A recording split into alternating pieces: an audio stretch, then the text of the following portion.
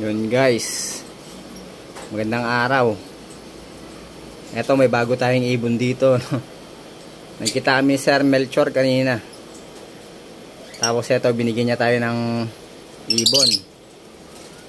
Eto, galing pa to kay Sir Longhair TV. Nabili niya kay Sir Longhair TV dati to, no? Ang ID ng ibon na to, blue split opaline, split dilute, sure split dilute siya, yon. Kak, napakagandang ibon. Bali ipapares natin to dito sa wait lang, pakita ko sa inyo. Yan, dito natin siya ipapares sa blue opaline dilute natin na hen. Yun, napakaganda, no? Bagay na bagay silang dalawa. Yun lang. Thank you kay Sir Melchor, saka kay Sir Daryl Aranyo. Kay Sir Daryl naman galing tong blue opaline dilute natin.